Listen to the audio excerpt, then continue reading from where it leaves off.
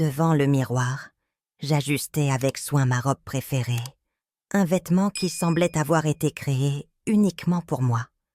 Son délicat tissu de lin couleur bordeaux tombait avec grâce jusqu'à mes chevilles, mais laissait entrevoir une fente au-dessus du genou, une touche subtile d'audace qui devenait mon arme secrète. Je me répétais à moi-même, dans une tentative d'apaiser mes nerfs, « Laisse tout couler, laisse-le sortir par ton nez », tout en arrangeant les plis de la robe et en observant le décolleté qui contenait à peine mes courbes. Ma silhouette, sculptée sans effort par le temps, conservait la générosité qui semblait avoir été façonnée par les dieux. Avant de continuer, en apprenant davantage sur les expériences quotidiennes et même les moments qui ont marqué la vie de ces dames, abonnez-vous pour ne manquer aucune histoire et likez cette vidéo pour nous soutenir. On vous attend à chaque nouvel épisode. Reprenons. Dans le reflet, je me rappelais des moments de conquête, de regards complices et de rires partagés. Cette nuit était spéciale.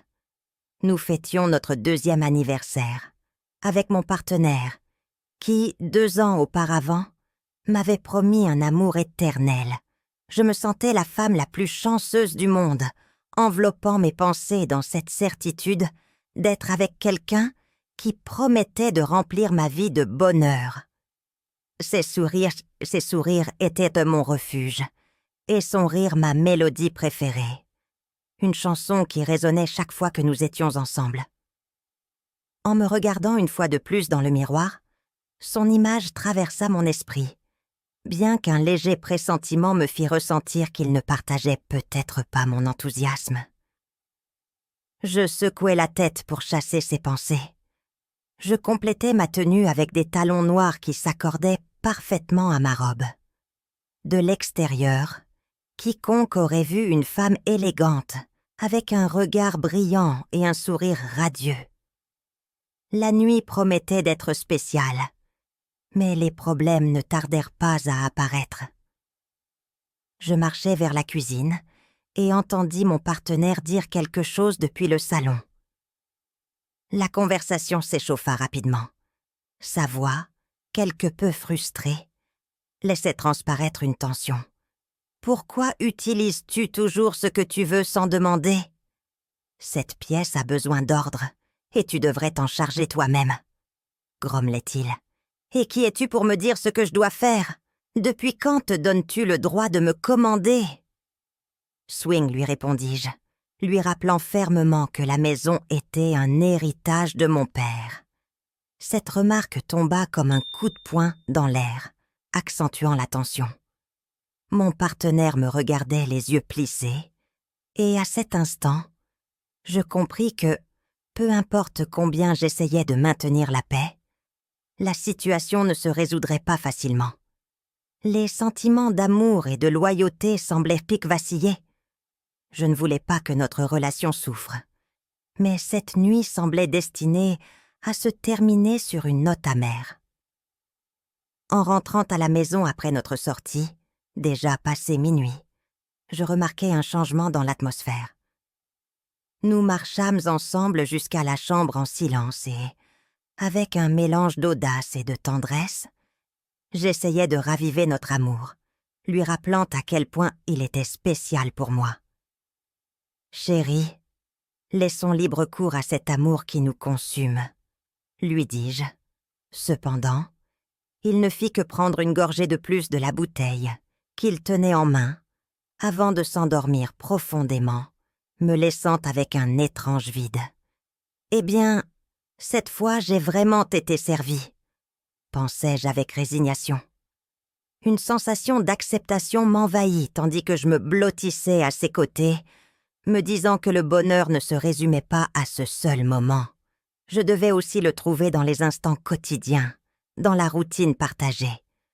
Le lendemain matin, je me réveillai avec un pressentiment. Comme d'habitude, je me préparais à le réveiller pour commencer notre journée, mais en touchant le lit, je trouvais son côté froid et vide. Je me levai et, en regardant vers la salle de bain, Je le vis assis, affichant une expression de fatigue et de tristesse. « Tu vas bien, chérie ?»« Swing », lui demandai-je, tandis que ses yeux reflétaient une tempête d'émotions. « Non », murmura-t-il à peine. Une étrange mélancolie l'envahissait et, avant qu'il ne puisse ajouter quoi que ce soit, je me hâtais de sortir. En marchant dans les rues, mon esprit était occupé par une révélation qui prenait forme. Je ressentis un besoin urgent d'assurer l'avenir de ma fille, de protéger notre foyer. En rentrant à la maison, je décidai de lui parler, essayant de lui transmettre sécurité et paix. En entrant, je trouvai la porte de sa chambre entr'ouverte et j'entendis des voix. « Chérie, tu es vraiment une bonne actrice. Je n'aurais jamais imaginé que tu accepterais de vivre ici juste pour obtenir cette maison et éviter de te battre. » Entendis-je dire quelqu'un. Je m'approchai davantage et reconnus la voix de mon mari, qui poursuivit. « Tu as bien réussi, car ta mère n'a rien soupçonné. » Mon cœur s'arrêta et un nœud se forma dans ma gorge. La trahison était claire. Les mots se bloquèrent dans ma gorge tandis que je poussais la porte. En me voyant, ils tentèrent tous deux de dissimuler leur étonnement. Mais il n'y avait plus de retour en arrière. À coups de poing et de colère, je les expulsai de la maison que j'avais tant défendue. La douleur de la trahison fut dévastatrice. Ce que j'avais autrefois considéré comme de l'amour, de la confiance et de la loyauté s'était effondré en quelques secondes. Dans les semaines qui suivirent, la solitude devint ma seule compagne. J'arrêtai de manger et ne me maintenais qu'avec de l'eau, tentant d'assimiler ce qui s'était passé. Les messages de mon mari s'accumulaient sur mon téléphone, implorant mon pardon, se justifiant et expliquant qu'il ne pouvait pas survivre sans mon aide financière. Ces paroles me semblaient se creuser. La confiance était brisée. Des doutes commencèrent à envahir mon esprit.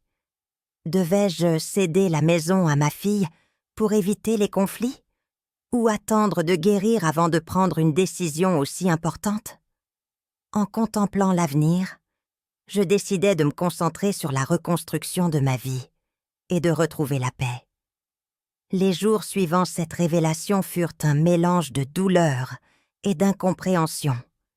Chaque recoin de la maison semblait contenir des fragments des moments que nous avions partagés, des souvenirs désormais teintés d'un profond chagrin.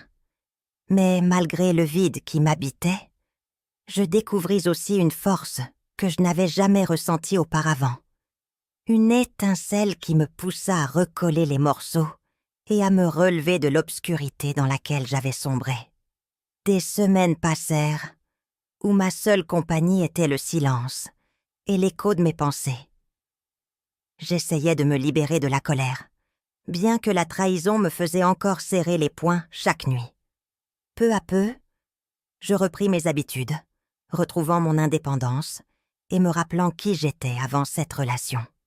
Mes amies, toujours présentes, furent un baume pour mon cœur blessé, et pour la première fois depuis longtemps, je ressentis la liberté de reconstruire ma vie selon mes propres termes. Un après-midi, en triant les papiers de la maison, je tombai sur une vieille lettre de mon mari, écrite à l'époque où tout semblait sincère et rempli de promesses. Chaque mot me transperçait, mais il révélait aussi l'affection qui nous avait unis autrefois. Et même si je voulais le haïr, une part de moi le regrettait encore. Cet homme avec qui j'avais partagé des rires et des projets habitait toujours quelque part au fond de mon cœur, mais je comprenais que nous avions changé. Quelques mois plus tard, je reçus un message inattendu de lui. Il disait simplement « Pouvons-nous parler ?» J'hésitais pendant des heures, et bien que je sache que les mots ne pourraient effacer la douleur, une étrange curiosité me poussa à accepter. Nous nous retrouvâmes dans un café, où flottait un air chargé de nostalgie. Il me regardait avec une expression que je ne lui avais jamais vue, un mélange de regret et de vulnérabilité. D'une voix tremblante, il m'expliqua qu'il avait compris l'ampleur de son erreur, que sa relation avec ma fille n'avait été qu'une confusion douloureuse et que, finalement, il était le seul responsable de sa propre chute.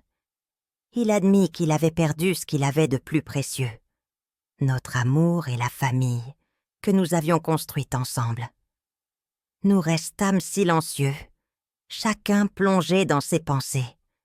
Je voulais parler, lui dire combien il m'avait blessé, mais les mots restaient bloqués dans ma gorge. Je ne pus que hocher la tête, les yeux embués de larmes. Peut-être que certaines blessures ne guériraient jamais complètement. Mais d'une certaine manière, cette conversation clôturait un chapitre, nous allégeant tous les deux un peu. Nous nous séparâmes, chacun suivant son propre chemin. Il s'éloigna avec la promesse de changer, de réparer ses erreurs, même si nous savions que notre histoire n'aurait pas de retour en arrière. Au fond de moi, un soulagement lent commença à éclore. J'avais perdu un amour, mais j'avais gagné quelque chose d'encore plus précieux. Ma propre paix. Les jours devinrent plus doux. Je repris le contrôle de ma vie, transformant cette maison, autrefois symbole de tristesse, en un espace reflétant ma nouvelle identité.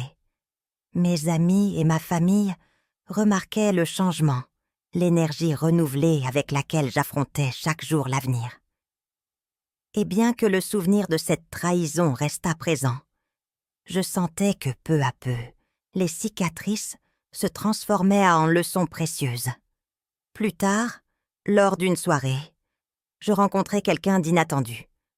Son nom était Daniel, un homme au regard profond et au sourire sincère qui, dès les premiers instants, montra un réel intérêt pour moi. Il n'était ni pressé ni rempli de promesses vides. Il était quelqu'un qui, comme moi, comprenait la valeur de la patience et de la vérité. Notre connexion fut si naturelle que nous comprîmes tous deux que peut-être la vie nous offrait une seconde chance d'être heureux. Au fil des mois, Daniel devint mon compagnon d'aventure, mon soutien inconditionnel et mon complice de rêve. Il était différent de tout ce que j'avais connu. Et ensemble, nous construisîmes une relation basée sur la transparence et le respect. Chaque jour, sa présence me rappelait que, même si la douleur avait été immense, ce n'était pas la fin de mon histoire, mais le début d'un nouveau chapitre. Il m'apprit à aimer à nouveau, à avoir confiance en moi et à croire que le véritable amour pouvait être malgré tout une réalité. Et ainsi, une nuit étoilée, alors que nous marchions main dans la main sous un ciel immense, je sentis que j'étais enfin arrivée à ma véritable place. Un espace où l'amour, désormais libéré des ombres du passé, pouvait briller avec éclat. Daniel et moi, unis par nos cicatrices et nos expériences, entamâmes un chemin ensemble, avec la promesse silencieuse de protéger ce que nous avions construit. La vie m'avait montré ses côtés les plus sombres et les plus douloureux, mais elle m'avait aussi offert l'opportunité de renaître. À partir de ce moment-là, je sus que mon passé ne définirait pas mon avenir. J'étais la maîtresse de mon histoire. Et enfin, j'avais trouvé ma propre fin heureuse. Merci de nous avoir accompagnés dans ce voyage d'émotions. N'oubliez pas que votre soutien signifie énormément pour nous. Si cette vidéo vous a plu, n'hésitez pas à mettre un like et à la partager. Nous avons encore de nombreuses histoires passionnantes à raconter. Ne les manquez pas, abonnez-vous et activez la cloche des notifications. À bientôt.